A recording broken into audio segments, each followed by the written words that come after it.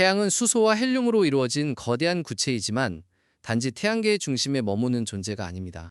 질량만 해도 지구의 약 33만 배에 이르며 중심부 핵융합 반응을 통해 매초 막대한 에너지를 만들어냅니다. 그중 일부가 지구에 도달해 생태계와 날씨, 그리고 인간 문명 전체를 떠받칩니다. 우리가 사용하는 재생에너지와 오래된 식물이 남긴 화석연료까지 따지고 보면 오늘의 문명은 거의 전부 태양의 힘 위에 세워져 있다고 해도 과장이 아닙니다.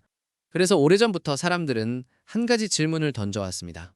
우주 저편에서 날아오는 햇빛에만 의존하지 않고 태양을 움직이는 바로 그 반응을 지구 위에서 직접 만들어낼 수는 없을까 하는 질문입니다. 만약 가능하다면 인류는 고갈과 오염의 압력에서 벗어나 훨씬 더 안정적이고 막대한 에너지원에 접근할 수 있을지 모릅니다. 이 질문이 더 절실해진 이유는 분명합니다. 화석연료는 한정되어 있고 기후위기는 이미 현실이 되었으며 전 세계 에너지 수요는 매년 대략 1%에서 2%씩 계속 증가하고 있습니다. 이런 상황에서 핵융합은 오랫동안 깨끗하고 효율적이며 사실상 무한한 전력원의 약속처럼 여겨져 왔습니다. 하지만 동시에 핵융합은 언제나 실현 직전에서 멈춰 선 기술처럼 보이기도 했습니다. 왜 이 기술은 수십 년째 늘 손에 잡힐 듯 하면서도 멀리 있는 것처럼 느껴질까요?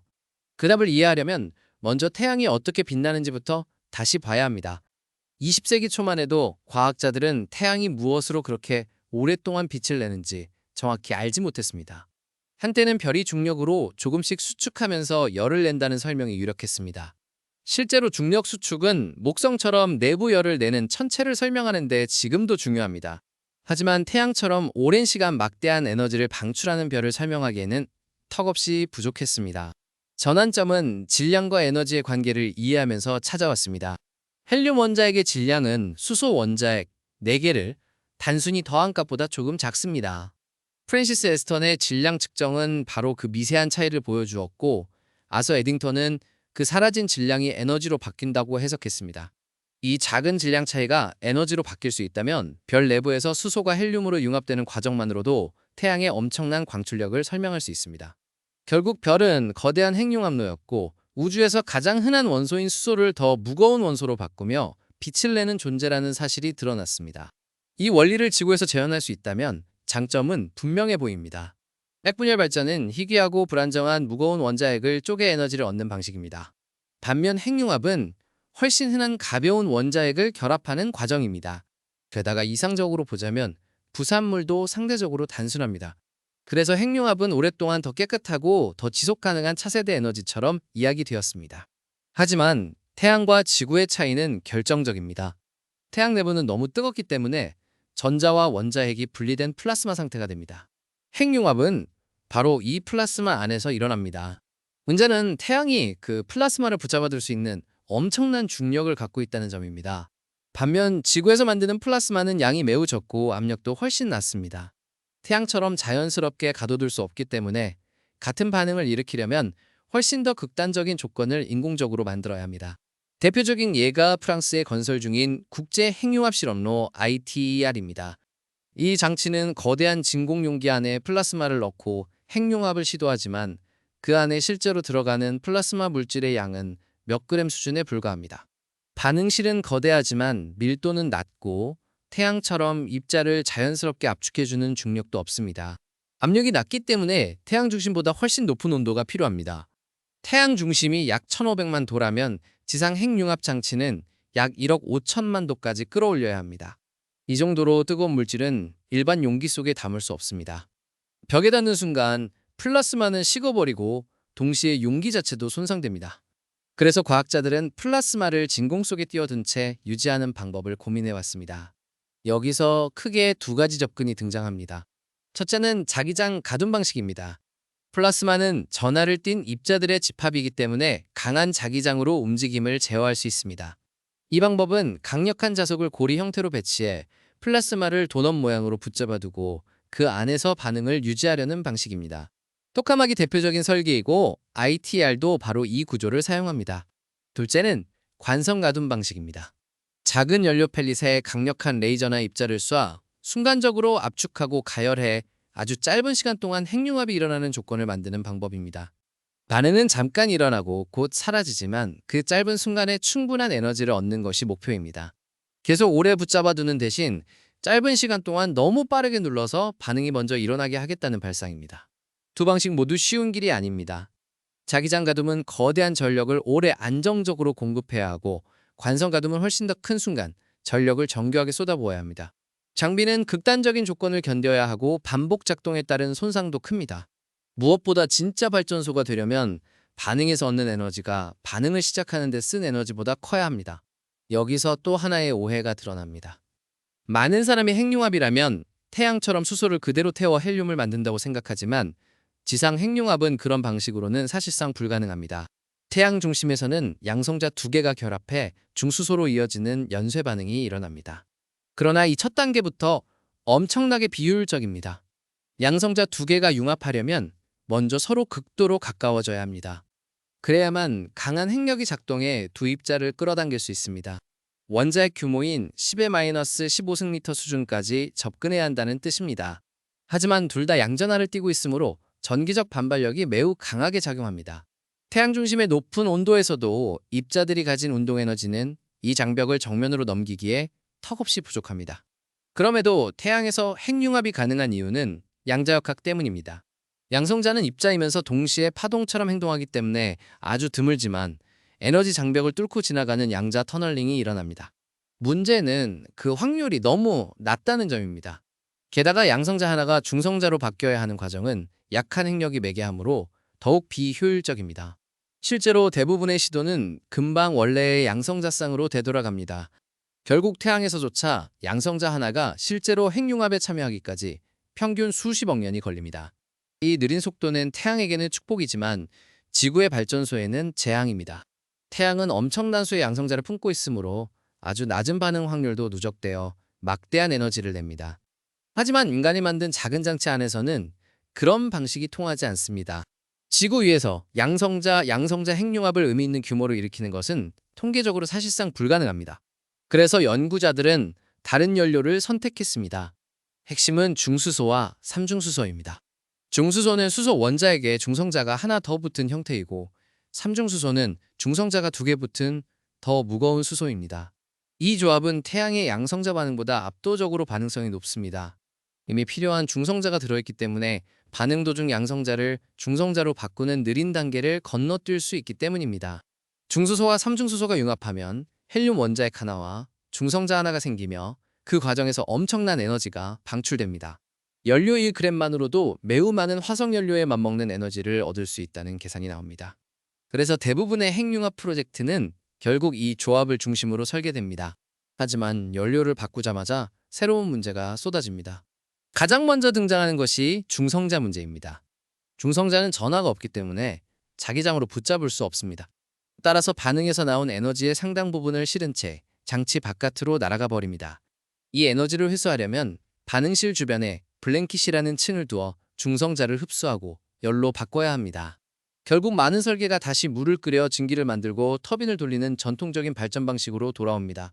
더 큰 문제는 중성자가 에너지만 운반하는 것이 아니라 장치 전체를 공격한다는 점입니다. 중성자는 벽과 구조재의 충돌에 재료를 손상시키고 수명을 짧게 만듭니다. 벽은 교체가 잦아질 수밖에 없고 유지비와 신뢰성 문제도 커집니다. 핵융합이 본질적으로 깔끔한 반응처럼 보이더라도 실제 장치는 전혀 단순하지 않습니다. 연료 공급도 만만치 않습니다. 중수소는 바닷물에서 얻을 수 있어 비교적 풍부합니다. 그러나 삼중수소는 전혀 그렇지 않습니다. 난감기가 약 12.3년이라 오래 저장해둘 수도 없고 현재 상업적으로 얻을 수 있는 양도 매우 적습니다. 오늘날 이용 가능한 주요 공급원은 캐나다의 중수소 우라늄 원자로들이 내놓는 부산물 정도인데, 생산량은 연간 0.5kg 수준에 가까운 것으로 설명됩니다. 반면 상업용 핵융합 발전소가 요구할 삼중수소는 훨씬 많습니다. 한 기의 발전소가 매년 100kg이 넘는 삼중수소를 필요로 할 수 있다는 추정도 나옵니다. 현재 전 세계 비축량은 그보다 훨씬 적고 기존 공급원 일부는 퇴역 수순에 들어가고 있습니다. 즉, 핵융합로를 돌리기도 전에 연료가 부족해질 수 있다는 뜻입니다. 그래서 연구자들은 반응로 안에서 삼중수소를 스스로 만들어내는 삼중수소 증식 개념을 꺼내듭니다. 블랭킷에 리튬 같은 물질을 넣어두고 반응에서 나온 고에너지 중성자가 여기에 부딪히면 삼중수소가 생성되도록 하는 방식입니다. 겉으로 보면 영리한 해법이지만 이 역시 완벽하지 않습니다. 손실 없이 순환하려면 사실상 불가능한 수준의 효율이 필요하고, 그래서 중성자를 더 많이 뽑아내는 증배제까지 끌어와야 합니다. 한 번의 핵융합 반응이 한 개의 중성자를 만들고 그 중성자 하나로 삼중수소 하나를 다시 만들 수 있다면 겉보기에 순환이 가능한 것처럼 보입니다. 그러나 현실에서는 모든 중성자를 원하는 위치로 보내는 것도, 손실 없이 반응시키는 것도 불가능합니다. 즉 이론적으로는 자급자족이 가능해 보여도 실제 장치에서는 100%보다 더 나은 성능이 요구되는 모순이 생깁니다. 이 문제를 보완하기 위해 베릴륨 같은 중성자 증배제가 논의됩니다. 하지만 베릴륨은 독성이 있고 공급도 넉넉하지 않으며 다른 방사성 부산물 문제도 낳을 수 있습니다. 결국 한 문제를 해결하려는 장치가 또 다른 공학적 부담과 자원 문제를 불러옵니다. 이쯤 되면 왜 핵융합이 늘 약속만 남기고 멀어 보였는지 이해할 수 있습니다. 우리가 지구에서 만들려는 것은 태양 그 자체가 아닙니다. 실제로는 태양에서 가장 느리고 비효율적인 단계는 피하면서도 반응성을 높이기 위해 무거운 수소 동위원소와 거대한 장치 초강력 자기장 극한의 재료공학을 모두 동원한 타협안에 가깝습니다. 그 타협 하나하나가 다시 새로운 병목을 만듭니다. 그래도 최근에는 분명한 진전이 나타났습니다. 2022년 12월 미국 국립점화시설에서는 처음으로 핵융합 반응에서 나온 에너지가 반응을 점화하는 데 사용된 에너지보다 크게 측정되었습니다. 연구 규모 장치이긴 하지만 수십 년 동안 넘지 못하던 상징적인 문턱을 처음으로 넘은 사건이었습니다. 영국의 Z 실험로도 세계 기록에 해당하는 핵융합 에너지 출력을 남겼습니다. 이런 성과가 곧바로 상업 발전으로 이어지는 것은 아니지만 적어도 물리적으로 전혀 불가능한 꿈은 아니라는 사실을 다시 확인시켜 주었습니다. 여기에 더해 민간 자본도 대거 유입되면서 새로운 접근들이 등장하고 있습니다. 대표적인 사례 가운데 하나는 고온 초전도 자석을 이용해 더 작고 강한 토카막을 만들겠다는 방식입니다. 자석 성능이 좋아지면 반응로를 더 컴팩트하게 설계할 수 있고, 이는 건설비와 운용 조건을 바꾸는 열쇠가 될 수 있습니다. 이런 흐름에는 거대 기술 자본까지 유입되고 있으며 일부 기업은 2030년대 초 상업 설비를 목표로 잡고 있습니다. 또 다른 기업들은 중수소와 삼중수소 대신 중수소와 헬륨3 같은 대안을 겨냥합니다. 이 조합은 반응 생성물에 중성자가 아닌 양성자가 포함되기 때문에 에너지가 플라스마 내부에 더 오래 남고 직접 전기 형태로 회수할 가능성도 열립니다. 압력과 자기장 변화를 곧바로 전기로 바꾸는 구상까지 나오기 때문에 증기 터빈을 거치지 않는 보다 단순한 발전 개념을 기대하게 만드는 대목입니다. 여기서 중요한 점은 이런 대안이 결코 공짜 해결책이 아니라는 사실입니다. 헬륨3는 희귀하고 결국 별도의 방식으로 만들어내야 하며 요구 온도와 연료 밀도도 더 높아집니다. 즉, 삼중수소 문제를 피하면 이번에는 연료 확보와 전력 펄스 장치 내구성이라는 새로운 장애물을 만납니다.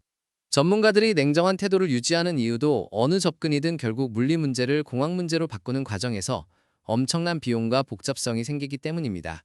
그래서 핵융합의 최근 돌파구를 볼 때도 표현을 조심해야 합니다. 미국 국립점화시설은 2.05 메가줄을 넣어 3.15 메가줄을 얻는 상징적 성과를 냈고, 영국 Z 실험로는 극소량의 연료로 69 메가줄을 기록했습니다. 하지만 이것이 곧바로 전력망에 연결된 상업 발전을 뜻하지는 않습니다.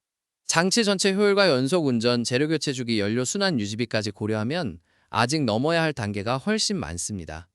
결국 핵융합의 현재는 희망과 냉정함이 동시에 필요한 단계라고 할 수 있습니다. 최근의 성과는 결코 사소하지 않습니다. 과거에는 막연한 약속에 가까웠던 분야가 이제는 실제 장치와 데이터로 진전을 증명하고 있기 때문입니다.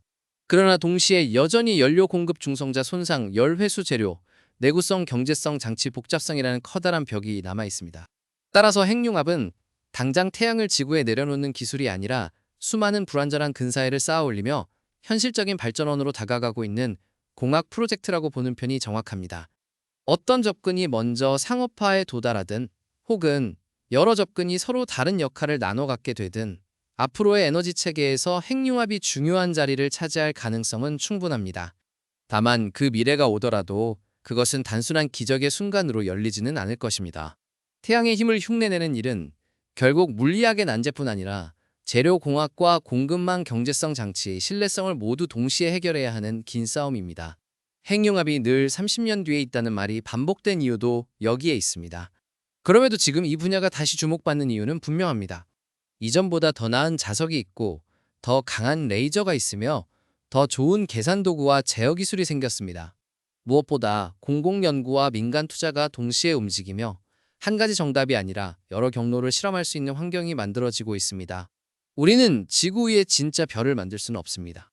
하지만 별의 원리를 현실적인 방식으로 모방하여 인류의 에너지 문제를 푸는 데 활용할 가능성은 열려 있습니다. 핵융합은 아직 완성된 해답이 아니지만 더 이상 순수한 공상도 아닙니다. 지금의 질문은 가능하냐 아니냐보다 어떤 방식이 먼저 난제를 넘고 실제 전기를 안정적으로 공급할 수 있느냐로 바뀌고 있습니다. 반대로 재료가 좋아져도 연료 순환이 맞지 않으면 장치는 오래 돌 수 없습니다. 연료 문제가 해결돼도 최종적으로 얻은 열과 전기를 경제적으로 꺼내지 못하면 상업 발전소가 되지 못합니다. 핵융합의 난이도는 개별 기술이 어렵다는 데만 있는 것이 아니라 이 모든 요소를 한 기계 안에서 동시에 성립시켜야 한다는 데 있습니다. 그래서 실제 경쟁은 과학자들끼리의 이론 경쟁만이 아닙니다. 자석을 만드는 기업과 특수합금을 만드는 기업, 정밀진공 장치를 다루는 기술자와 고속진단 센서를 설계하는 연구진, 연료 회수 공정을 설계하는 화학 엔지니어가 모두 같은 문제를 다른 각도에서 풀고 있습니다. 핵융합은 물리학의 아이디어가 산업 시스템으로 번역되는 가장 복잡한 사례 중 하나라고 할 수 있습니다. 또 하나 놓치기 쉬운 부분은 시간 규모입니다. 오늘의 기록이 내일의 발전소로 이어지지 않는 이유는 기록보다 반복이 훨씬 어렵기 때문입니다. 한 번의 멋진 샷보다 수만 번의 안정된 운전이 중요하고 실험실의 성공보다 유지보수 가능한 설계가 중요합니다. 결국 상업 핵융합은 가장 화려한 순간의 최고 기록이 아니라 평균적인 하루 운전 성능으로 평가받게 될 것입니다. 그럼에도 불구하고 이 분야가 계속 투자와 관심을 끄는 이유는 분명합니다. 만약 어느 접근이든 최소한의 경제성과 신뢰성을 확보하는 데 성공한다면 에너지 시스템 전체의 선택지가 크게 넓어지기 때문입니다. 재생에너지와 저장장치 송전망 강화가 여전히 핵심이겠지만 핵융합은 그 틈을 메우는 장기적 기저전원 후보로 자리 잡을 수 있습니다. 그래서 지금의 연구는 단지 과학적 호기심을 채우는 데 그치지 않고 미래 산업 구조를 미리 시험하는 의미를 갖습니다. 우리는 지구 위에 진짜 별을 만들 수는 없습니다. 하지만 별의 원리를 현실적인 방식으로 모방하여 인류의 에너지 문제를 푸는 데 활용할 가능성은 열려 있습니다. 핵융합은 아직 완성된 해답이 아니지만 더 이상 순수한 공상도 아닙니다. 지금의 질문은 가능하냐 아니냐보다 어떤 방식이 먼저 난제를 넘고 실제 전기를 안정적으로 공급할 수 있느냐로 바뀌고 있습니다. 또한 국가마다 핵융합을 바라보는 이유도 조금씩 다릅니다. 어떤 곳은 탄소 배출을 줄일 장기 해법으로 보고 어떤 곳은 차세대 산업 주도권과 공급망 확보를 노립니다. 핵융합 기술이 완성되면 필요한 것은 원자로만이 아닙니다. 특수 재료와 자석 정밀 센서와 제어 소프트웨어, 원격 정비 로봇과 연료 처리 설비까지 새로운 산업 생태계가 함께 성장해야 합니다. 그래서 지금의 투자 경쟁은 과학 실험 하나를 둘러싼 싸움이 아니라 미래 제조업 기반을 누가 먼저 쥘 것인가에 대한 경쟁이기도 합니다. 핵융합의 사회적 의미를 생각하면 안전성과 신뢰성도 빼놓을 수 없습니다. 이 기술은 대형 핵분열 사고와는 다른 성격을 갖지만 그렇다고 안전이 자동으로 보장되는 것은 아닙니다. 초고온 플라스마와 강한 자기장 중성자 조사 3중수소 취급은 모두 엄격한 설계와 운영 기준을 요구합니다. 발전소가 실제 전력망에 연결되려면 물리학의 성공만이 아니라 사회가 받아들일 수 있는 수준의 운영 안정성까지 증명해야 합니다. 경제성 역시 마지막까지 남는 질문입니다. 아무리 아름다운 물리 법칙이라도 건설비와 유지비가 지나치게 높으면 상업 발전으로 이어지기 어렵습니다. 자석 성능이 조금 좋아지는 것, 부품 교체 주기가 조금 길어지는 것, 연료 회수 효율이 몇 % 올라가는 것이 왜 중요한지는 바로 여기에서 드러납니다. 핵융합에서는 작은 개선 하나가 전체 시스템 비용을 좌우할 수 있기 때문입니다. 그래서 앞으로의 진짜 승부는 단순히 더 뜨거운 플라스마를 만드는 데서 끝나지 않을 것입니다. 같은 성능을 더 오래 유지하는 장치, 더 적은 정비로 반복 운전이 가능한 설계, 더 단순한 연료 순환 체계, 더 낮은 건설비를 가진 구조가 결국 살아남게 됩니다. 어느 연구팀이 가장 화려한 기록을 세우느냐보다 누가 복잡한 시스템을 실제 산업장치로 단순화하느냐가 더 중요해질 수 있습니다. 이런 관점에서 보면 핵융합의 진전은 실패와 지연을 거듭해온 역사 자체로도 의미가 있습니다. 수십 년 동안 축적된 실패 덕분에 지금의 연구자들은 어떤 문제가 반복해서 발목을 잡는지 훨씬 더 정확히 알고 있습니다. 과거에는 막연한 낙관이 많았다면 지금은 어떤 수치를 넘겨야 하고 어떤 부품이 먼저 무너지는지를 데이터로 이야기할 수 있습니다.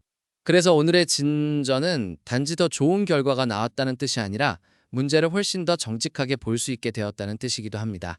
그렇기 때문에 핵융합의 미래를 보는 가장 성숙한 태도는 과장도 냉소도 아닌 것 같습니다.